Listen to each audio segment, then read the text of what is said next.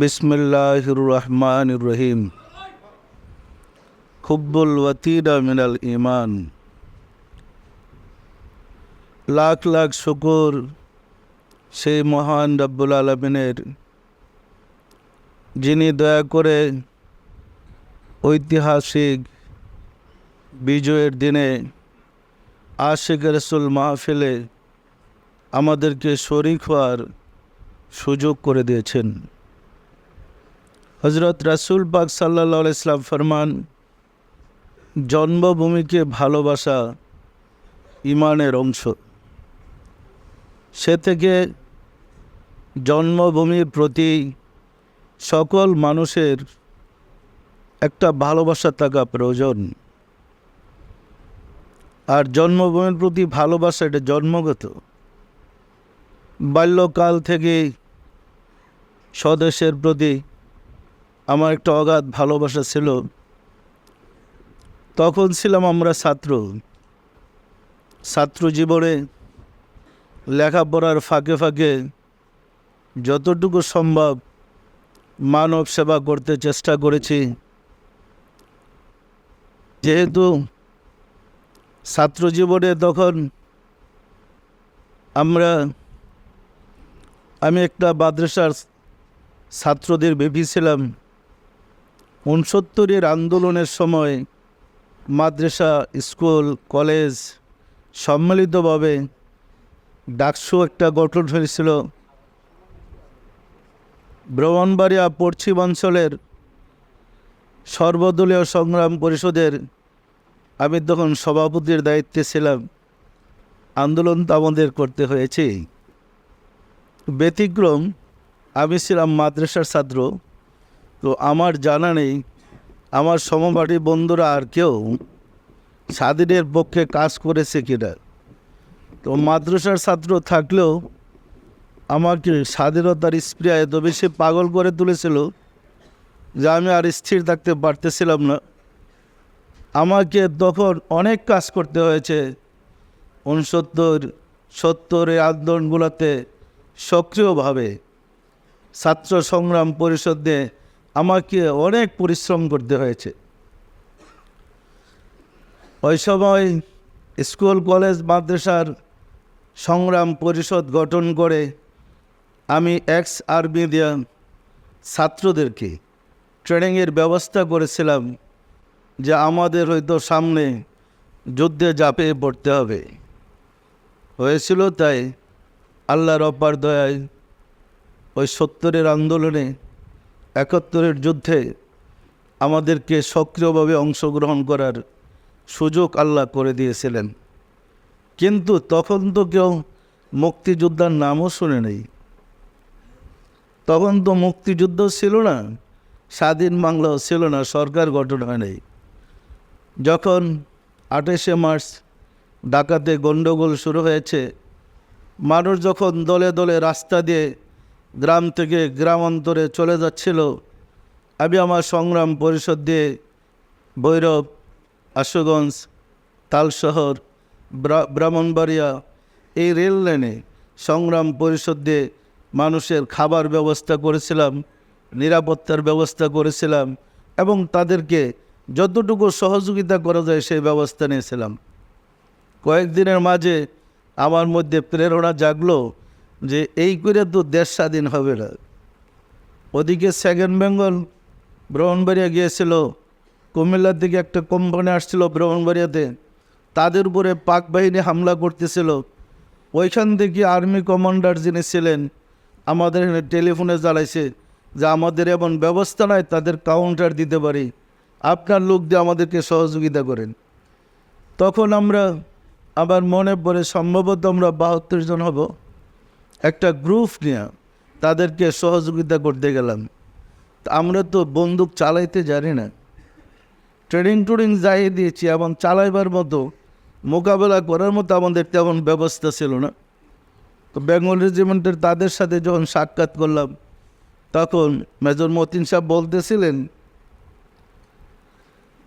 যে আমরা আপনাদেরকে কোথায় জায়গা দেব, আমাদের তো ঠিকানা নাই। আমরা বলছি আমরা নিজে খেয়ে যুদ্ধ করব, চিন্তার কারণ নাই। আপনাদের জায়গা দিতে হবে না, আমরা জায়গা করে নেব, শুধু বন্দুক কীভাবে চালাতে হয় দেখাই দেন।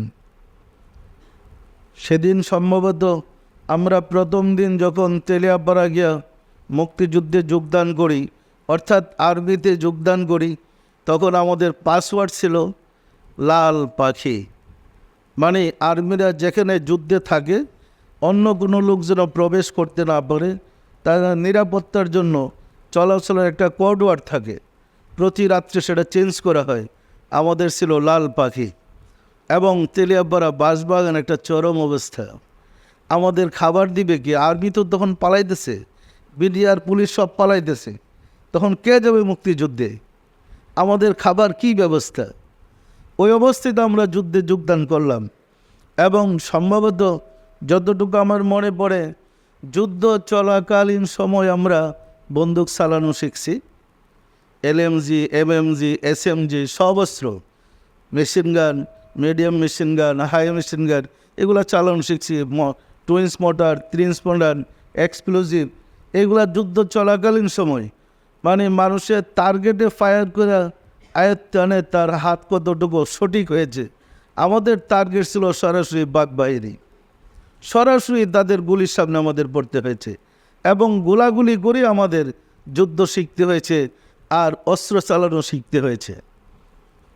এই কারণে আসলে আমরা যখন যৌবন ছিলাম, যুবক আশিক রাসূল যারা আছেন, আপনাদের মতো বয়স যখন আমাদের ছিল, আমরা গর্বিত যে আমরা একটা স্বাধীন দেশ উপহার দিয়েছি, অত্যাচারীদের হাত থেকে দেশকে মুক্ত করে। এখন আপনাদের কাজ আছে, আপনাদের কাজ হবে এই স্বাধীন জাতিকে সুন্দর চরিত্রের অধিকারী করে একটা স্বাধীন ইসলাম ধর্ম জাতিকে উপহার দিতে হবে, যে ধর্ম মানুষকে শান্তিতে বসবাস করতে দেয়। ইসলাম শান্তির ধর্ম। ইসলামে সন্ত্রাসের স্থান নেই। যারা সন্ত্রাসী এরা মুসলমান হতে পারে না। আল মুসলিমু মান সালিম আল মুসলিমুনা মিন লিসানিহি ওয়া ইয়াদিহি, আল্লাহ রাসূল বলেন, সেই সত্যিকার মুসলমান যার মুখের দ্বারা এবং হাতের দ্বারা অন্য মানুষ নিরাপদে থাকে। যে মুখের দ্বারা এবং হাতের দ্বারা অন্য মানুষকে নিরাপদে থাকতে দেয় তাকে মুসলমান বলে। সুতরাং শান্তির ধর্ম ইসলাম আমাদের জাতিকে উপহার দিতে হবে। যৌবন বয়সে যেমন ছাত্র জীবন থেকে শুরু করে 9 বার যুদ্ধ করে একটা স্বাধীন দেশ যুব সমাজের কাছে আমরা উপহার দিয়েছি। আমার মনে আছে, ওই দিনের কথা মনে পড়লে এখনও গা শিহরে ওঠে। এই যে 8 ইঞ্চি লম্বা যুগ ছিলেন আপনারা, 2টা মাথা এরকম একসাথ করে লাফতে এসে আমাদের উপরে পড়তো। কখনো কখনো দেখেছি গর্ত হয়ে গেছে যুগে রক্ত খেতে খেতে। আমরা তো 17 দিন তো গাছের পাতাই খেয়েছি, গাছের পাতা খেয়ে 17 দিন যুদ্ধ করেছি। আমাদের কোনো রেশন ছিল না। এবং ডিফেন্সে আমি তখন কোম্পানি কমান্ডার ছিলাম। সেটা তেলিয়াপাড়ার বাঁশবাগানে, রমনা টি গার্ডেনের এখানে একটা নদী ছিল, ওপারে ভারত সিমনা আর এইবারে হলো তেলিয়াপাড়া বাঁশবাগান। ওইখানে আমি কমান্ডার ছিলাম। 17 দিন আমার কমান্ডার ছিল। আমার উপরে 3 বেলা অ্যাটাক হইতো পাক বাহিনীর। সকালে ফজরের পরে পরে বোম্বিং শুরু হইতো আর মেশিন মানের গোলা। দুপুরে আমরা যখন খাওয়ার টাইম হইতো, মানে দ্বীপ্রহরের সময় আরেক দফা আমার উপরে অ্যাটাক হইতো। আবার মাগরিবের সময় আরেক দফা অ্যাটাক হইতো। প্রতিদিন 3 বার আমার উপরে হামলা হইতো। এই 17 দিন আমাদের রেশনের কোনো ব্যবস্থা ছিল না। আমি বলেছিলাম, মরতে হয় জন্মভূমিতে মরব, কোনো অবস্থায় আমি এলাকা ছাড়ব না। পরবর্তী গ্রুপ আমাকে এসে যখন রিলিভ করলেন, আমি উদ্যোগ করে গেলাম। ওই দিনই আমাদের এই স্বাধীন টুকরাটুকু মানে পাক বাহিনীর হাতে চলে গেল। এই 17 দিন আমি এই জায়গাটা দখলে রেখেছিলাম। যাই হোক, আল্লাহ পাকের দয়ায় আল্লাহ সুযোগ করে দিয়েছিলেন স্বাধীনতার জন্য যুদ্ধ করতে। এই যুদ্ধ করতে করতে অগাস্ট পর্যন্ত আমাদের কাছে মুক্তিযোদ্ধা তেমন যায় নাই। তখন আমরা ভাবছিলাম, আমরা তো জঙ্গলের পশু, আমরা তো কোনো মানুষ দেখি না। বের হলে যা দেখি তা হলো শত্রু, যাদের সাথে গোলাগুলি করতে হয়। আর কোনো বাঙালি মানুষের চেহারা তো আমরা দেখছি না। আমরা মুসলিমে কতজন যারা ছিলাম জঙ্গলের ভিতরে, মানে সমাজ থেকে সম্পূর্ণ বিচ্ছিন্ন। অগাস্টের দিকে লোক সংখ্যার যখন চাপ পড়েছে, যেতে শুরু করেছে, তখন আমাদের দায়িত্ব ভিন্নভাবে ভাগ করে দেওয়া হয়েছে। তখন মুক্তিযোদ্ধাদের অ্যাটেস্টেশন প্যারেড করার দায়িত্ব ছিল আমার, অ্যাম্বুশ করার দায়িত্ব ছিল, এবং মুক্তিযোদ্ধাদের যুদ্ধের উপরে ক্লাস নেওয়ার দায়িত্ব ছিল আমার। আশেকে রসুলেরা ওই সময় আমার মনে আছে, আমাদের জেনারেল সৈফুল্লাহ সাহেব, উনি 3 সেক্টর কমান্ডার ছিলেন। এরপরে নুরুজ্জামান সাহেব ছিলেন সেক্টর কমান্ডার। উনি এক সময় আমাকে ডেকে বললেন যে আপনাকে নামাজ পড়াইতে হবে এক শুক্রবারে। আমি ওইখানে 2টা মসজিদও করছিলাম জঙ্গলের ভিতরে। বলতেছিলেন আপনাকে মুক্তিযোদ্ধাদেরকে জুমার নামাজ পড়াইতে হবে। এরপরে বলতেছিলেন যখন রোজার ঈদ, রোজার ঈদের সময় আমাকে বলতেছিলেন আপনাকে ঈদের নামাজ আগামীকাল পড়াইতে হবে। আমি বললাম ঈদের নামাজ তো আর এমনি হয় না, টুতবা লাগবে, আপনি খুতবা লিখেলেন। তখন তুই যুদ্ধের পোশাক, স্ট্যান্ড গান কাঁধে, এই অবস্থায় যুদ্ধের মাঠে হেজা মরাদে ঈদের নামাজ মুক্তিযোদ্ধাদেরকে, বিষয়টা কঠিন। সবার তো যুদ্ধের পোশাক।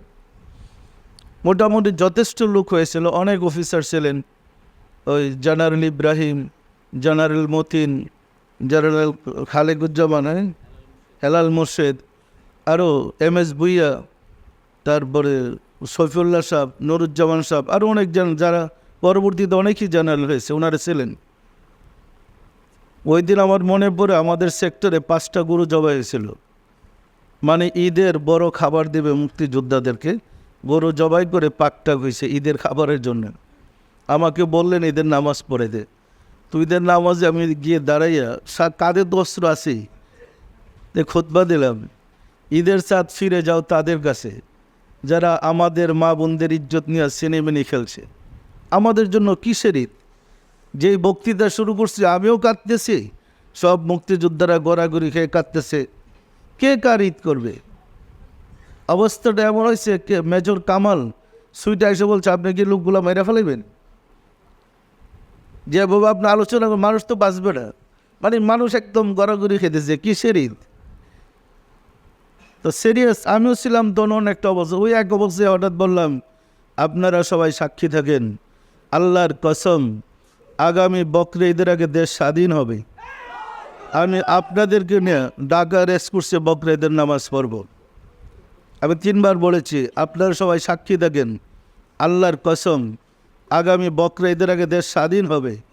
আমি ঢাকা রেসকোর্সে আপনাদেরকে নিয়ে বকরি ঈদের নামাজ পড়ব। বলার পরে তো আমরা নামাজ শেষ করলাম।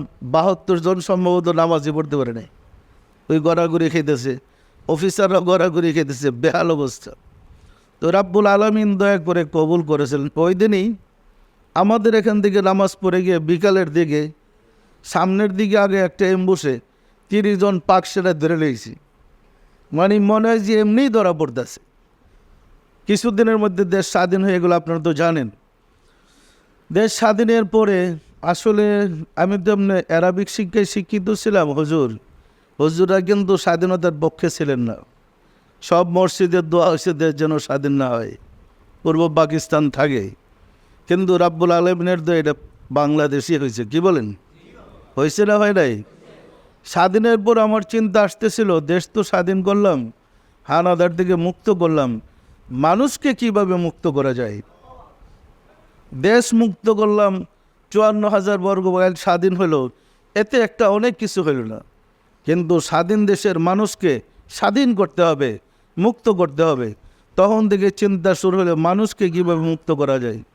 আসলে আমরা খাঁচার মধ্যে আবদ্ধ পাখির মতো আটকে পড়ে আছি। একটা জংলি পাখিকে খাঁচায় আবদ্ধ করলে যেমন কষ্ট, আমাদের দেহের ভিতরে রুহুটা এসে আটকা পড়ে এরকম ছটফট করতেছে। এই আত্মাটাকে কিভাবে স্বাধীন করা যায় সেই চিন্তা আমার মধ্যে কাজ করতে শুরু করলো। যার ফলে আমি খুঁজতে শুরু করলাম আমি কিভাবে আল্লাহকে পাবো, আমি কিভাবে আল্লাহকে পাওয়া সম্ভব সেই রাস্তা খুঁজতেছিলাম। আল্লাহর অব্বার দয়ায় পিরানে পীর দস্তগীর, সুলতানুল মাশায়েখ, সুলতানিয়া মুজাদ্দাদিয়া তরিকার ইমাম শাহ চন্নপুরী রহমাতুল্লাহের দরবারে আমার যাওয়ার খুশনসিব হয়েছে। আমি অনেকবার আপনাদেরকে বলেছি আমি কিভাবে এই পথে আসলাম। একজন কুতুব আমাকে রাস্তার কথা বলে এইদিকে নিয়ে আসলেন। যাই হোক, আমার মুর্শিদের দরবারে যাওয়ার পরে ওনাকে দেখার পরই আমার অন্য অবস্থা হয়ে গেল। আমার মনে হইল উনি আমার রুহু আর আমি দেহ। ওনাকে পাওয়ার জন্য মন বেকুল হয়ে গেল। আল্লাহর কাছে পুরুষের সময় যখন মুর্শিদ মোনাজাত করতেছিলেন, আমি সাথে সাথে হাত উঠে আমিন আমিন বলতেছিলাম। আর তিনটা জিনিস আল্লাহর কাছে চেয়েছিলাম, দয়াময় উহা কবুল করলেন। এর মধ্যে একটা ছিল আমি মৃত্যু পর্যন্ত যেন আপনার কদম মুবারকে থাকতে পারি। আমি আর চাকরি বাকরি করতে চাই না, আমি আপনার কাছে থাকতে চাই। আল্লাহ দয়া করে কবুল করেছিলেন। আল্লাহ পাকের অপার দয়ায় আমার মুর্শিদি আমাকে ডেকে নিয়ে গেছিলেন ওনার দরবার শরীফে। দীর্ঘ এক যুগ সাধনা করলাম, মুক্তির রাস্তা খুঁজলাম। ঠিক এই 16 ডিসেম্বর রাত্রে 3টার সময় 83 সালের 16 ডিসেম্বর বৃহস্পতিবার ছিল, মহান রব্বুল আলামিন আমাকে ধর্মের সংস্কারের দায়িত্ব দিলেন। এর আগেই আমার মুর্শিদ আমাকে বারংবার বলতেন। একদিনকার ঘটনা, উনি হুজরা শরীফে বসা, আমি কাছে গিয়ে দাঁড়ালাম। আমাকে বললেন, একটা সাদা কাগজ আমার হাতে উঠে দিলেন। আর তখন হুজুর কেবলার মাতৃ রাইটার কলম ছিল। কলমটা আমার হাতে দিয়ে বলেন, আপনি ইসলাম ধর্মের সংস্কার করেন, পারবেন না? বললাম, জি না, পারবো না। হ্যাঁ, আপনি পারবেন। জি না, পারবো না। পরপর 3বার আমার হাতে মাতৃ রাইটার কলম এবং একটা সাদা কাগজ উঠাই দিয়ে বলেন, ধর্মের সংস্কার করে কিতাব লেখেন। আমার কি জ্ঞান বুদ্ধি আছে আমি তো জানি, আমি কি শিখেছি আমি তো জানি। মুর্শিদ বলতেছে ধর্মের সংস্কারক বা ধর্মের সংস্কার করতে, আমি তো জানি আমার কি যোগ্যতা আছে, কতটুকু পারবো। তো উনি বারবার বলতেছেন পরপর 3বার, হ্যাঁ আপনি পারবেন। আমি বলছি, জি না, আমি পারবো না, আমাকে ক্ষমা করেন। 3য়বার যখন অপেশ করে দিলাম, ওই কাগজ এবং কলম ফিরাই দিয়ে বললাম, বাবা আমাকে মাফ করেন, আমি পারবো না। তো বললো, আচ্ছা থাকতে। কিছুদিন পরে আসরের নামাজের পরে হুজুর কেবলার সাথে নামাজ পড়ে পিছে পিছে আসছিলাম। আমাকে হঠাৎ সফেদা গাছের নিচে দাঁড়িয়ে বলতেছিলেন, আপনাকে ধর্মের সংস্কার করে কিতাব লিখতে বলছিলাম, লিখছিলেন? আমি কি জবাব দেবে?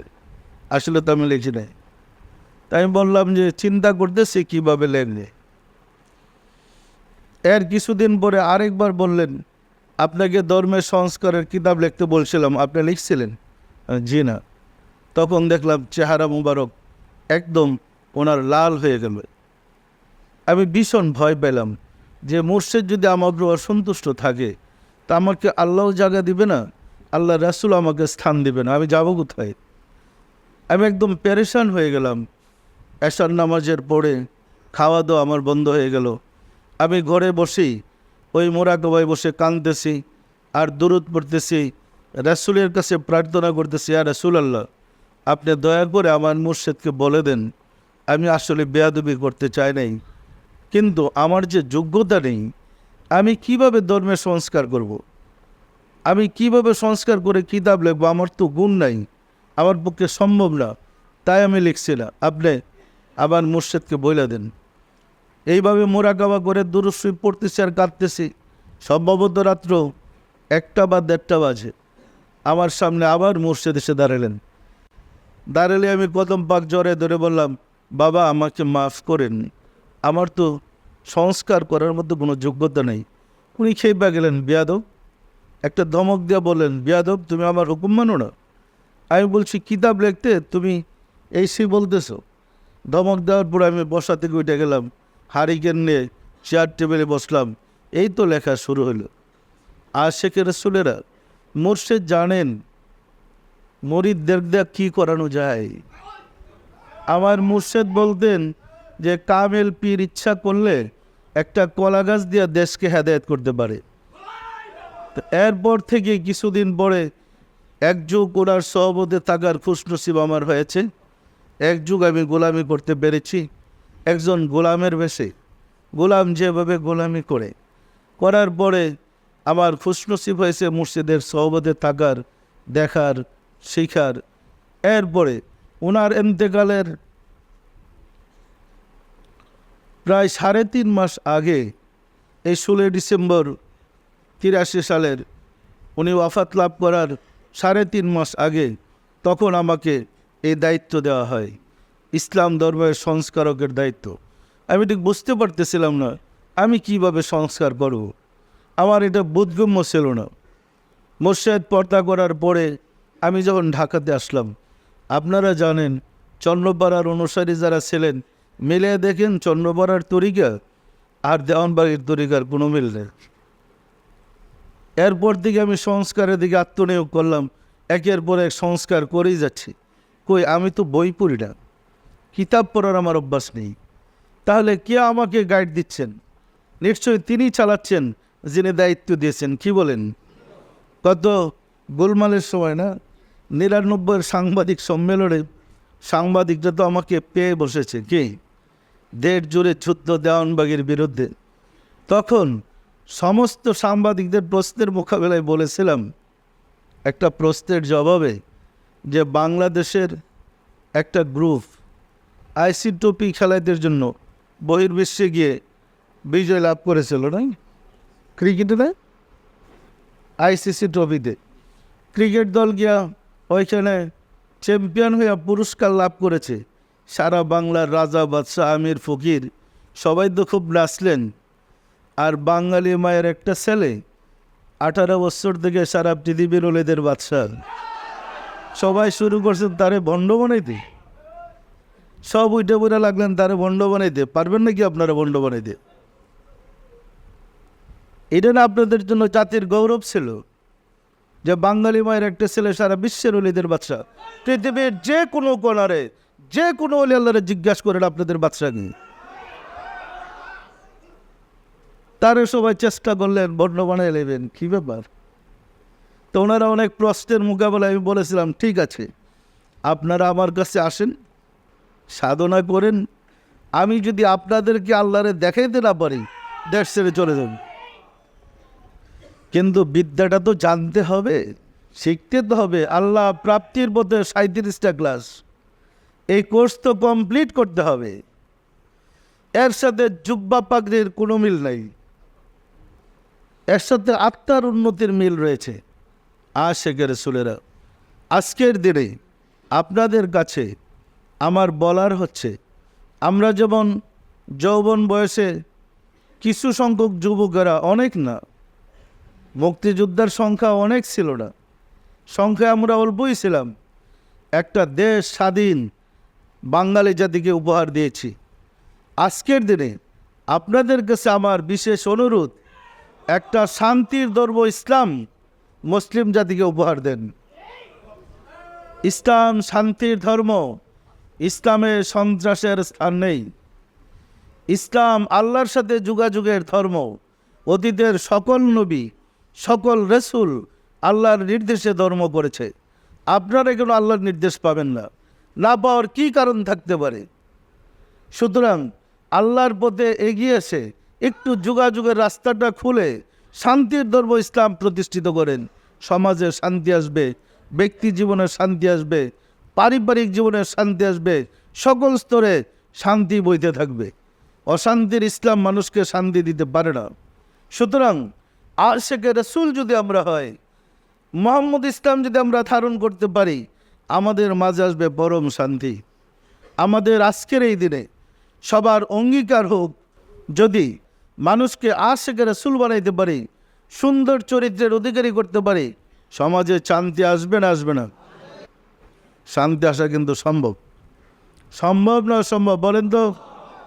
সুতরাং আমরা সবাই চেষ্টা করি, অন্তত মানুষকে যখন স্বাধীন একটা দেশ উপহার দিতে পেরেছি, একটা মানুষকে স্বাধীন করতে পারবো না?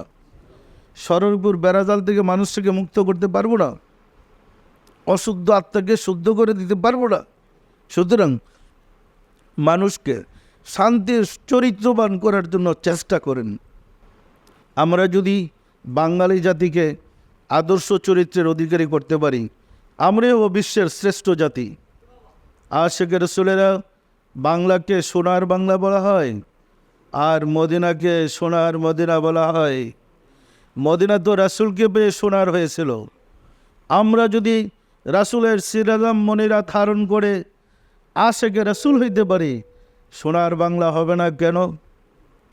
সোনার বাংলা সৃষ্টি করার জন্য সোনার মানুষ তৈরি করতে হবে, কি বলেন? সুতরাং আমরা সবাই যদি সচেষ্ট হই, ঘরে ঘরে আশেকে রাসূল বানাবো, ঘরে ঘরে মানুষ সৃষ্টি করব, সত্যিকার চরিত্রবান ব্যক্তি সৃষ্টি করব, সম্ভব না? সম্ভব না। হুজুরদের প্রশ্ন, আপনার কাছে যারা আসে সব যুবক পোলাপান, দাড়ি নাই টুপি নাই। এই যুবক পোলাপান দাড়ি টুপি সারা হইতো দেশ স্বাধীন করে নিছে, কেউ পারছে না? পারে নাই।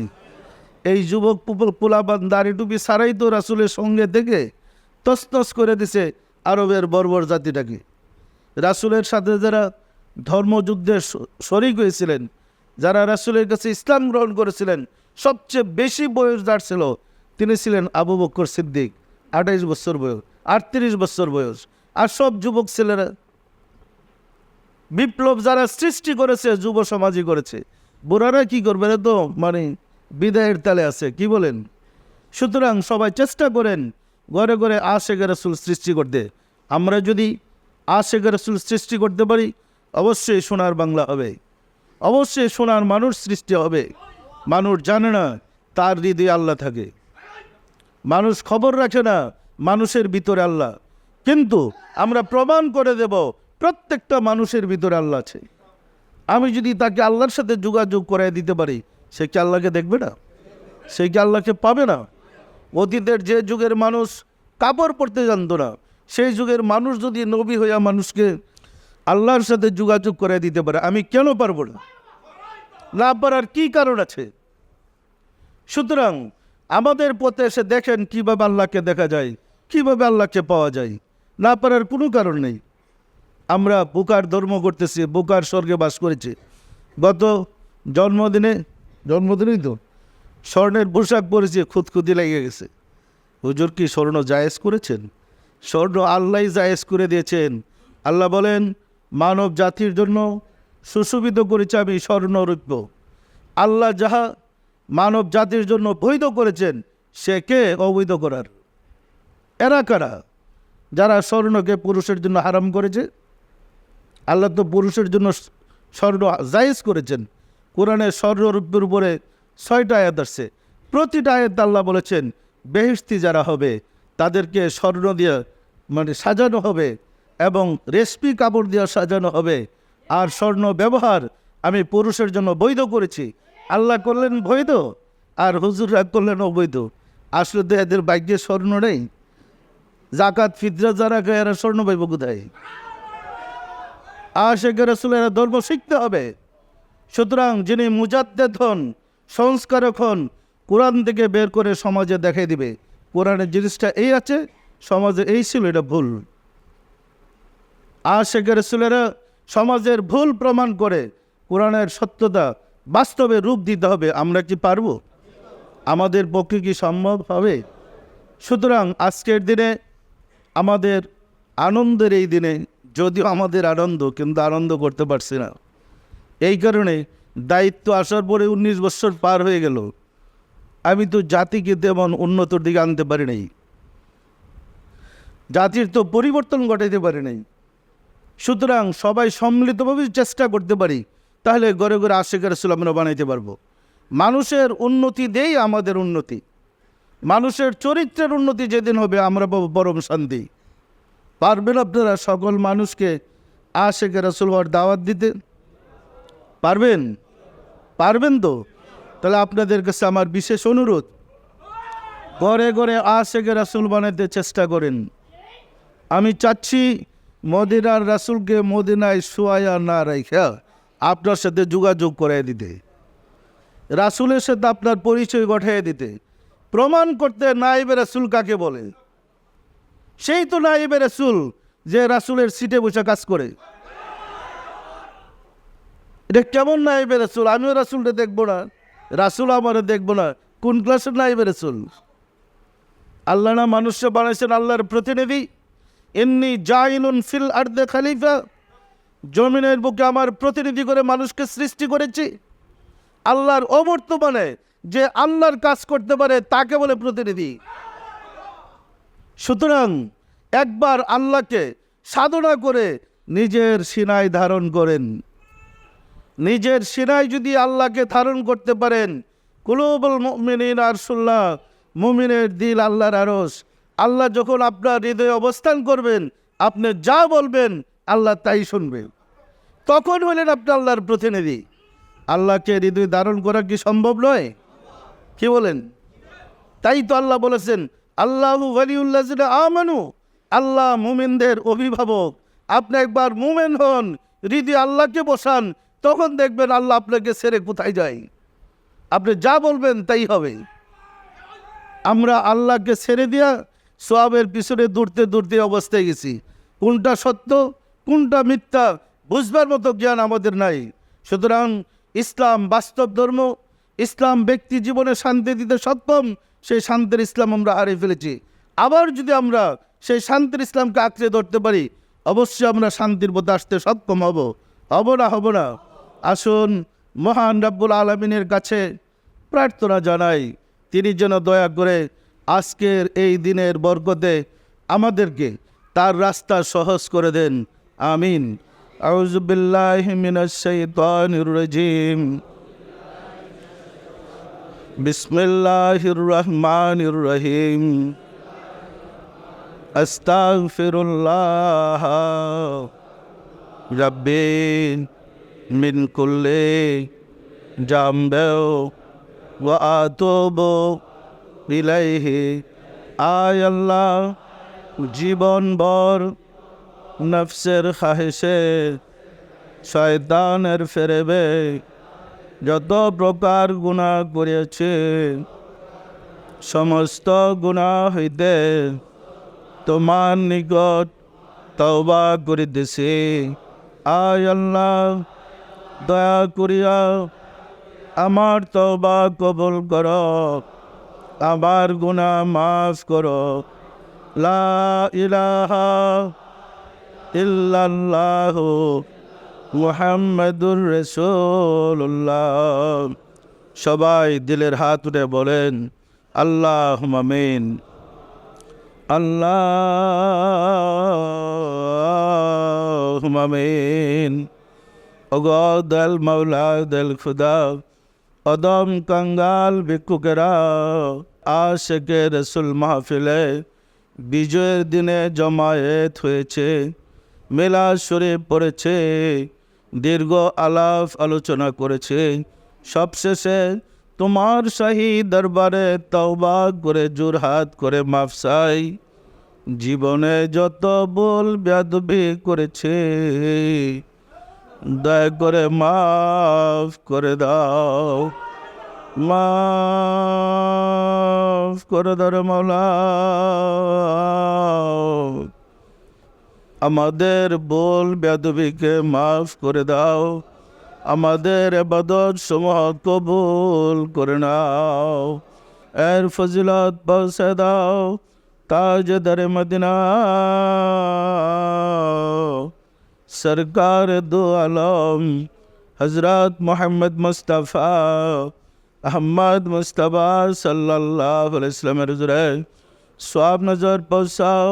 रसूल पाक सल्लल्लाहु अलैहि वसल्लमेर सम्मानित पिता माता दादा दादी नाना नानी अल औलाद रसाब अज़वाज मुताहिरीन अहले बैतिन खुलाफाए राशिदीन देर अरबाब हुज़ूरे सब नजर पसाओ। खातूने जन्नत माँ फातिमा रज़ियल्लाहु तआला अन्हा, सैयदना हज़रत इमाम हसन, सैयदना हज़रत इमाम हुसैन रज़ियल्लाहु तआला अन्हुमा যারা দিন ইসলামের জন্যে কারবালার প্রান্তরে গলা কাটিয়ে দিয়ে শাহাদাত বরণ করে গেল রে বাউলা, দয়া করে তাদের আরওয়াহ পাকের হুজুরে সওয়াব নজর পৌঁছাও। বাবা আদম আলাইহিসসালাম হইতে রাসূল সাল্লাল্লাহু আলাইহি ওয়াসাল্লাম পর্যন্ত যত আম্বিয়া আলাইহিসসালাম দারুল বাকরায় তশরিফ দিয়েছেন, দয়া করে তাদের আরওয়াহ পাকের হুজুরে সওয়াব নজর পৌঁছাও, সওয়াব নজর পৌঁছারে মাওলা। আমার মুর্শিদ পিরানে পীর দস্তগীর সুলতানুল মাশায়েখ সুলতান ইয়া মুজাদ্দাদ ইয়া তরিকার ইমাম শাহ চন্দ্রপুরী রহমাতুল্লাহ হুজুরে তার সহধর্মণি হজরত বড় মা রহমাতুল্লাহ হুজুরে সব নজর বসরে মৌলা হজরত খাজা বাহাউদ্দিন নকশবন্দ রহমতুল্লাহ মুজাদ্দেদ আলফে সানি রহমতুল্লাহ খাজা মাইনুদ্দিন চিশতি রহমতুল্লাহ বড় বীর আব্দুল কাদের জিলানী রহমতুল্লাহ তাদের তরিকার সিলসিলায় যত পীর ওলি গাউস কুতুব তাম পৃথিবীর মোমেন মোমেনাত যে যেখানে কাল করে আসরে মাওলা দয়া করে তাদের আরো পাকের হুজুরে সব নজর পোষাও সব নজর বসরে মাওলা আমরা ভিক্ষুকেরা যারা তোমার শাহী দরবারে হাত উঠেলাম আমাদের আপনা বোন গর্ব ধরণী মা জননী জন্মদাতা পিতা মহাবদর স্ত্রী শ্রদ্ধা শ্বশুর শাশুড়ি দাদা দাদি নানা নানি খালু খালা ছেলে মেয়ে খেসাগ্রাবা যে যেখানে কাল করে শ্রে মাওলা দয়া করে তাদের আরো পাকের হুজুরে সব নজর বসাও আর যারা জগতের বুকে বেঁচে আছে তাদের প্রতি তোমার রহমত নাজেল করো মাওলা গো স্বাধীন দেশ উপহার দেওয়ার জন্যে যে সমস্ত বীর মুক্তিযোদ্ধারা শাহাদাত বরণ করেছেন তুমি তাদেরকে তোমার রহমতের ছায়ার নিচে ঠাঁই করে দাও মাওলা গো আমরা তো দেশ স্বাধীন করেছি কিন্তু রিপুর হাত থেকে আমাদের আত্মাকে মুক্ত করতে পারি নাই তুমি দয়া করে আমাদের রিপুর হাত থেকে আত্মাকে স্বাধীন করার ব্যবস্থা করে দাও মাওলা গো ঘরে ঘরে আশিকে রাসূল বানিয়ে দাও ইসলামের ভুল ব্যাখ্যার অবসান ঘটায়া রাসূলের ইসলামের ছায়ার নিচে জগৎবাসীকে ঠাঁই করে দাও মাওলা গো ওগো দয়াল মাওলা দয়াল খুদাও আমরা তোমার হাবিবকে ভালোবাসি আমরা তোমার হাবিবের আশিক হতে চাই দয়া করে কবুল করে দাও আমাদের চরিত্রকে সুন্দর করে দাও আমাদেরকে আদর্শ চরিত্রের অধিকারী করে দাও এই বাংলায় তোমার রহমত নাজেল করো বাংলায় তোমার রহমত নাজেল করে দেশকে সোনার বাংলায় পরিণত করে দাও মানুষের চরিত্র সুন্দর করে দাও ঘরে ঘরে আশিকে রাসূল বানিয়ে দাও আমাদের মোনাজাত কবুল করে দাও আমিন বাহাগ্লা ইলাহা ইল্লাল্লাহ মুহাম্মদ রাসূলুল্লাহ